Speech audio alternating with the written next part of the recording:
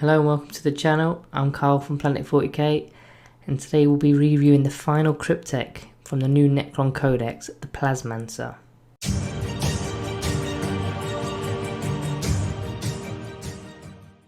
Okay, so if you've not yet seen the three other cryptech reviews that are based on the Chronomancer, the Technomancer and the Psychomancer, then I urge you to go check those out first. So let's move on to the Plasmancer. We actually did do a review of the Plasmancer when the Indominus box set was released, but obviously this was released before we knew how the Codex would operate. Now abilities have changed, there's new stratagems, warlord traits, and there's this new cryptech Arcana as well, so we're going to be redoing this Plasmancer review. So the Plasmancer is known to be the more offensive of the cryptechs, and you'll see why later in the video. Just a quick plug, if you've still not visited our Patreon page, check that out, links in the description, where we've got exclusive Patreon benefits such as early access videos, shout outs, army list reviews and more. So anyway, let's begin with the keywords for the Plasmancer. So it's an infantry character with the fly keyword, nothing out of the ordinary there. So this is a HQ option and it will be setting you back 70 points or 4 power. His stats are 5-inch movement, weapon skill 3+, ballistic skill 3+, strength 4, toughness 4, wounds 4, attacks 1, leadership 10 and a 4+ save. Again, very similar stats to the other cryptechs. So the Plasmancer carries a plasmic lance, which is both shooting and melee. The shooting variant is an 18-inch assault D3, strength 7, -3 AP and 2 damage.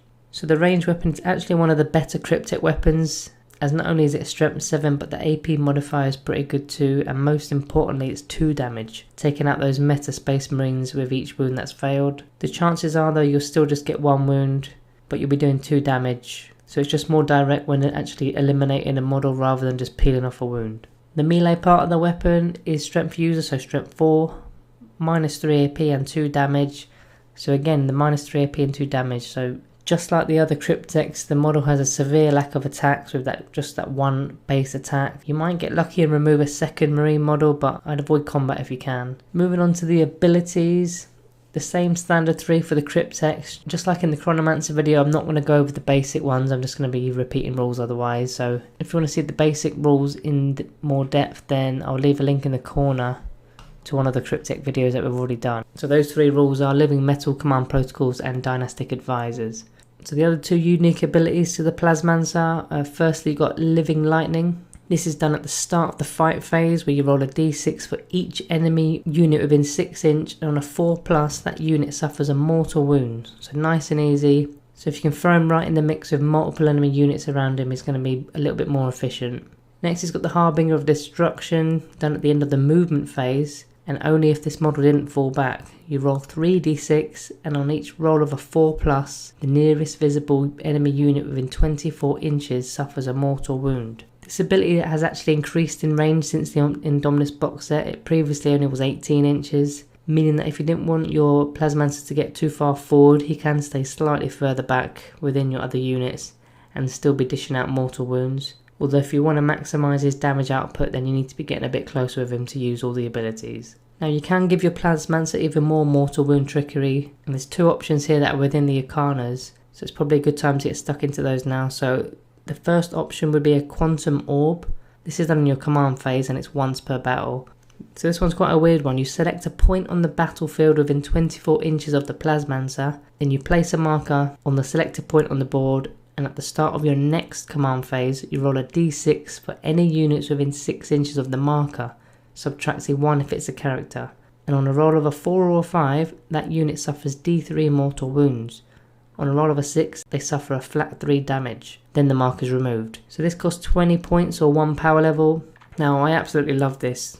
You can use this in all sorts of ways. You can throw it right into a really important objective to prevent your opponent going near it, especially if you know you can't get to it on that particular turn. You can throw it in your opponent's deployment zone, especially if they're a gunline type army such as Astra Militarum. You could throw it near an infantry squad with heavy weapons to force them to move, giving them -1 to their shooting due to the heavy keyword, or just put it in a certain spot for area denial. In fact, one other method is to tag units within 6 inches that are in combat with one of your units. so it may force that enemy unit to fall back. Now to be honest, the orb shouldn't actually be damaging anything, but you're really using it to dictate your opponent's movement and using it also for objective denial. Even in some missions, the radius of the orb could even cover multiple objectives, so you can deny more than one.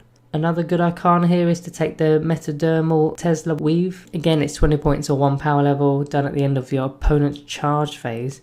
Select an enemy unit that ended its charge within 6 inches of the Plasmancer, and on a roll of a d6, if you score a 2+, then they suffer d3 mortal wounds. Now, I'd only get this one if you're planning on going forward with your Plasmancer, otherwise I'd get the Quantum Orb. Okay, moving on to Dynasty codes that benefit the Plasmancer the most. You've got the Mefrit Dynasty giving an additional 3 inches to the range weapon, so it puts your lance at 21 inch. That's probably only going to be useful if you're looking to stay back, and then you pair that with the Quantum Orb perhaps. It also gets the AP modifier to a -4 within half range. Zwaarkhan Dynasty, that shrugs off mortal wounds on a 5+, which is a nice little perk, but more importantly you can reroll 1 single wound roll per unit while shooting or in combat. So this will benefit that Strength 7 Lance. Looking into the Ancient Dynasty codes for the custom dynasties, there's a few here that will work well. So from the Dynastic Traditions list, you can take, like similar to the Chronomancer video, you can either take like the Superior Artisans to get a reroll to wound roll, or the Masters of the Martial to get a reroll to hit roll. Again, this is just for the lance. Then from the Circumstances of the Awakening, you could go for Healthy Paranoia to add 3 inches to the range of the lance, or the Relentless Expansionist, which gives you the whole army-wide 6-inch movement after deployment but before turn 1. This could be useful trying to get yourself within range of all your mortal wound abilities, or you could just get yourself into terrain that's slightly out of your deployment zone perhaps.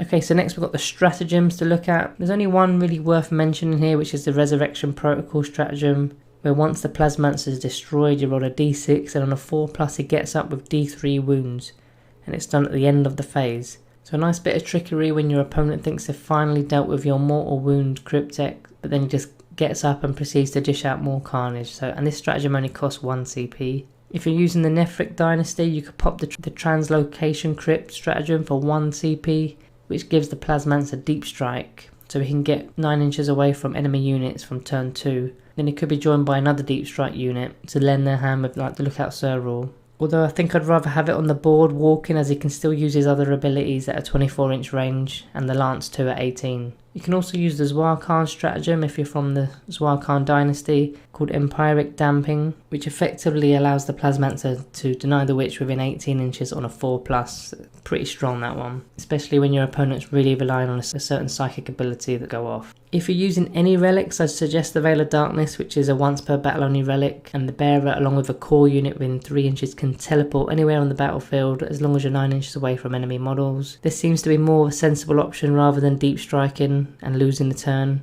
It's also handy as you can also bring with you warriors to use as meat shields, or you can bring a unit of death marks if you want to go character hunting with your Necron snipers along with your mortal wound shenanigans. Finally, if the Plasmancer happened to be your warlord, not that I'd recommend doing that, but sometimes your list doesn't really give the option, I'd suggest using the Thrall of the Silent King, which adds 3 inches to all abilities. So he's obviously got quite a lot of mortal wound abilities here, so adding 3 inches could benefit it.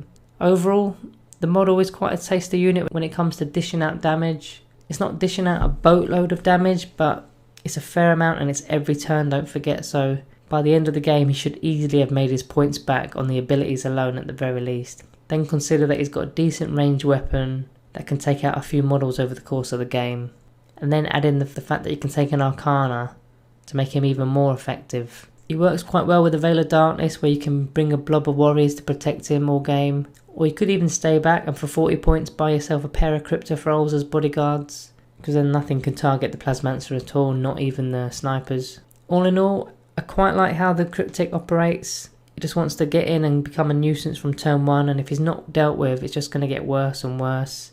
If I were to take a Plasmancer, I'd be almost tempted to take a couple of them. I'd use maybe the Mefrit Dynasty code, so one can deep strike in and give the other one the Veil of Darkness, so that he can bring a 20-man warrior blob in to link up with both the Plasmancers by turn 2, so you're dishing out double carnage there.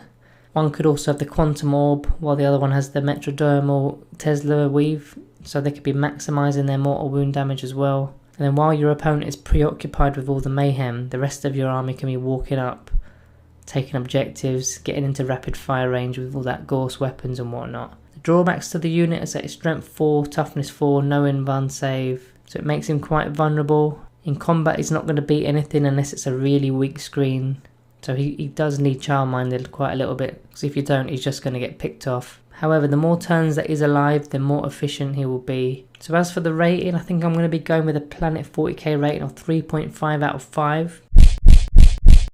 What rating are you going to give him and why? Let me know what combos you're going to be using.